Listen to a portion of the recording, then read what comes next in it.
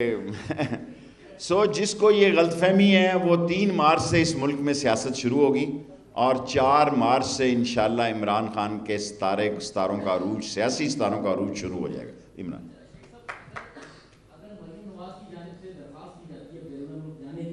مریم نے کہا کہ میں درخواست ہی نہیں دے رہی۔ جب وہ درخواست ہی نہیں دے رہی اور وہ کہہ رہی ہیں کہ میں جو کچھ بھی ہو میں درخواست نہیں دوں گی، حالانکہ وہ پہلے ای سی ایل میں ہیں 2018 سے۔ جو آدمی ای سی ایل میں ہو، بلکہ آج میں نے اپنی وزارت کو کہا کہ ای سی ایل کا ڈیٹا بھی جاری کر دو، اور کئی لوگ تو اتنے پرانے ہیں میں ان کو نکالنا چاہتا ہوں۔ نواز شریف صاحب اور مریم صاحبہ نیب کے کہنے پہ، عدالت کے فیصلے پر وہ ای سی ایل پہ ہیں، ان کا پاسپورٹ یا ان کی درخواست کوئی معنی نہیں رکھتی۔ ہمیشہ کہا کرتا ہوں کہ انجیل سے، بائبل سے، کہ مانگو گے تو پاؤ گے، ڈھونڈو گے تو ملے گا، کھٹکھٹاؤ گے تو کھولا جائے گا۔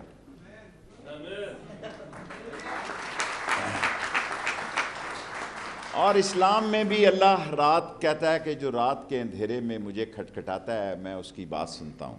اللہ کے نبی صلی اللہ علیہ وسلم نے فرمایا کہ رات کے اندھیرے میں جب مجھے کوئی آواز، اللہ کو کوئی آواز دیتا ہے تو وہ بات سنی جاتی ہے۔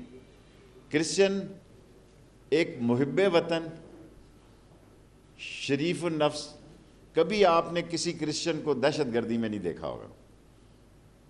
اور آج ہم فیٹف میں اس لیے بھی پھنسے ہوئے ہیں کہ ہمارے ملک میں گو کہ عمران خان صاحب نے افغان وار میں ان کی بالکل مختلف سوچ تھی، وہ سوچ تھی جس پر آج امریکہ پہنچا ہے۔ جو امریکہ آج صلح صفائی پہ افغانستان کے ساتھ آیا ہے، عمران خان بہت پہلے یہ سوچ رکھتا تھا۔ اور ہم فیٹف میں اس لیے پھنسے ہوئے ہیں کہ ہم پہ 27 نکات ہیں، جس میں سے 21 نکات جو ہیں فیٹف میں ہم کلیئر ہو گئے ہیں، 7 نکات ابھی رہتے ہیں۔ شاید 3 نکات اور 21 تاریخ کو نکل جائیں، اور 3 نکات کے لیے شاید ہمیں 2-3 مہینے اور لگیں، کیونکہ ہمارا لیگل پروسیس جو ہے، ہماری جو قانونی پیچیدگیاں ہیں، اس میں کئی رکاوٹیں آ جاتی ہیں، تو اس میں ٹائم لگتا ہے۔ خاص طور پر شیڈیول 4 ہو گیا اور دوسرے کئی ایسی چیزیں ہو گئی۔ میں کوشش کرتا ہوں کہ کرسچنز کی خوشی میں شامل رہوں، کیونکہ ہمارے ہاں آج کرسچن جو ہیں اپنی عبادات جس خوشی سے اور جس بغیر کسی رکاوٹ کے ادا کر سکتے ہیں، اور یہاں مسلمان بھائی بھی آپ کے اس فنکشن میں موجود ہیں۔ میں سمجھتا ہوں ہندوستان کی آج صورتحال یہ نہیں ہے۔ ہندوستان میں مسلمان بھی تنگ ہیں، کرسچنز بھی تنگ ہیں، بدھسٹ بھی تنگ ہیں۔ آج ہندوستان میں جو اقلیتوں کے ساتھ ہو رہا ہے، جو مسلمانوں اور کرسچنز کے ساتھ ہو رہا ہے، وہ دنیا کے کسی ملک میں نہیں ہو رہا۔ اور اس کے مقابلے میں میں سمجھتا ہوں کہ ہمارے ہاں اگر کہیں کوئی غلطی ہو جاتی ہے تو موجودہ حکومت، عمران خان کی حکومت ایک لبرل حکومت ہے۔ ہم انتہا پسندی کے خلاف ہیں، اور ہماری یہ کوشش ہے کہ پاکستان میں تمام مکتبہ فکر کے لوگ، تمام فرقوں کے لوگ اپنے عقیدے کو چھوڑے نہیں اور کسی کے عقیدے اور مذہب کو چھیڑے نہیں۔ یہ ایک بنیادی سوچ ہے جو کہ ہر ایک پاکستان کی ذہن میں ہونی چاہیے کہ ہر شخص کو یہاں اپنے مذہبی، مسلکی اور دینی رسومات ادا کرنے کی اجازت ہونی چاہیے۔ باقی میں آپ کا مشکور ہوں، اور میرا خیال ہے جب سے میں نے ہوش سنبھالا ہے تو ہیپی کرسمس کے لیے تو میرا خیال ہے میں ہی رہ گیا ہوں آپ کے پاس۔ اور میں سب لوگوں کو مبارکباد پیش کرتا ہوں۔ حج علی کرسچناں دے پرابلم ہے انہاں نوں نا ملازماں نوں۔ کرسچناں دا حج ویزا؟ جی ساڈے او جی ڈی سی والوں جاندے ہیں سر۔ اور شاید صاحب جن کے حج ویزے کی پرابلم ہے یہ ذرا دیکھ لیں آپ۔ میرے پاس تو اختیار نہیں، میرے پاس ہوتا ڈی سی تو فیور کرتی ہے، لیکن وہاں پہ پھر مسئلہ بن جاتا ہے۔ وہ مجھے بتائیں آپ۔ جی وہ جو ڈی سی فیور کر رہی ہے، ٹھیک ہے، وہ مجھے بتائیں آپ، میں جو کچھ کر سکا ضرور کروں گا۔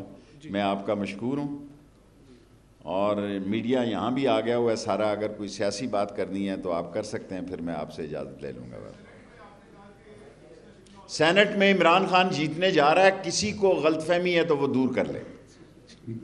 کسی کو اگر غلط فہمی, میں کرسچن سے معافی چاہتا ہوں, میرا محکمہ ایسا ہے انٹیریئر کا کہ جس کو یہ غلط فہمی ہے وہ 3 مارچ سے اس ملک میں سیاست شروع ہوگی, اور 4 مارچ سے انشاءاللہ عمران خان کے ستاروں کا عروج, سیاسی ستاروں کا عروج شروع ہو جائے گا. عمران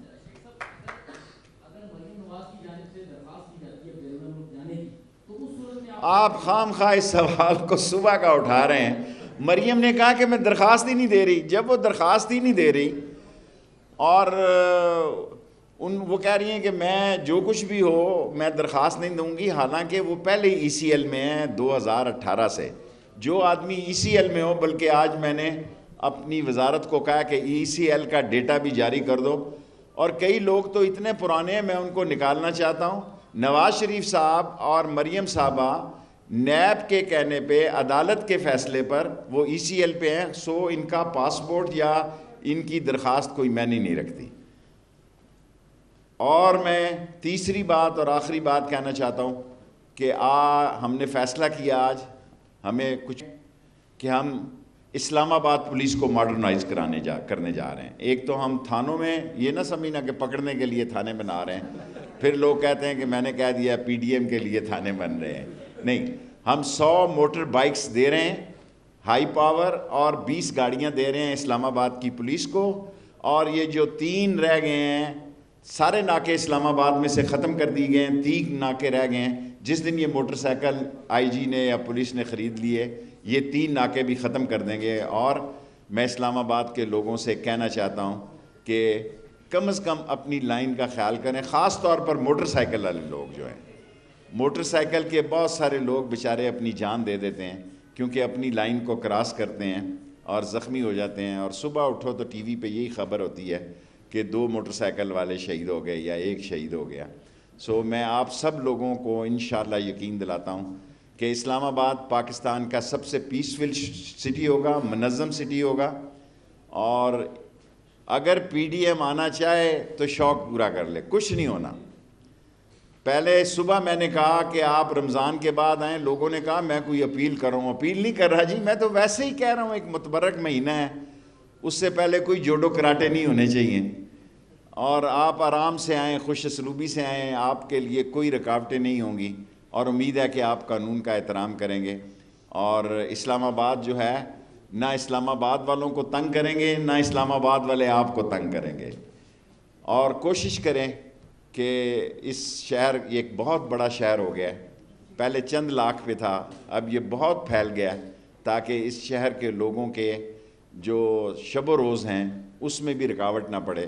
اور مجھے امید ہے کہ میری درخواست پر پی ڈی ایم غور کرے گی اور وہ ایک منظم, پرامن اور قانون اور آئین کے دائرے میں لانگ مارچ لائے گی.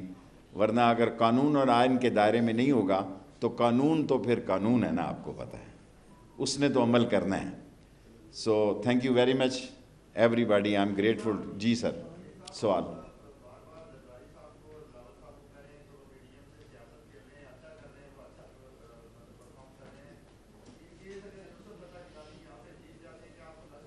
مجھے اللہ سے پوری امید ہے شیخ حفیظ جیتیں گے. آپ میں پی ٹی آئی میں نہیں ہوں, لیکن عمران خان کا ساتھی ہوں. اور یہ کافی ساری افواہیں پھیلائی جا رہی ہیں, سرپرائز ہوگا جی, جتنا مرضی سرپرائز ہو, انشاءاللہ 4 مارچ کو عمران خان وکٹری سٹینڈ پہ ہوگا. سیٹیں آگے پیچھے ہو جاتی ہیں جی, ساری زندگی ہوتی رہی ہیں. ہم گھر سے میئر بن کے چلے ہیں, کئی دفعہ آگے گئے ہیں تو رشید جیلانی صاحب اللہ ان کو جنت نصیب کرے, وہ میئر تھے. پاکستان ہے, پارٹیاں جو اپنے فیصلے بدلتے رہتی ہیں. میں گھر سے میئر کا کینڈیڈیٹ بن کے گیا اور الیکشن ہال میں داخل ہوا تو رشید جیلانی کو ہاتھ کھڑا کر کے اللہ اس کے درجات بلند کے اس کو ووٹ دیا. پارٹی کے فیصلے تھے. پارٹی کا فیصلہ جو ہے پی ٹی آئی کا, وہ سارے ایم پی اے مانیں گے.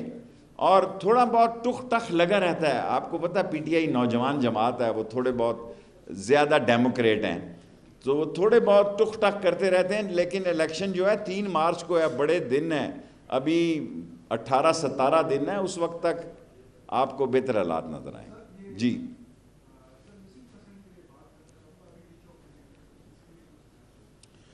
مسنگ پرسن کا ایک بہت بڑا مسئلہ ہے اور اس کا قانون آنا چاہیے. اس پر ہم کام کر رہے ہیں اور انشاءاللہ تعالی 10-15 دن میں اس میں قانون سازی کریں گے. مسنگ پرسن بہت بڑا مسئلہ ہے اور کئی مسنگ پرسن تو کئی سال کے ہیں جن کا یہ بھی پتہ نہیں کہ وہ مسنگ ہے یا کہیں خود ہی مس ہوئے ہیں.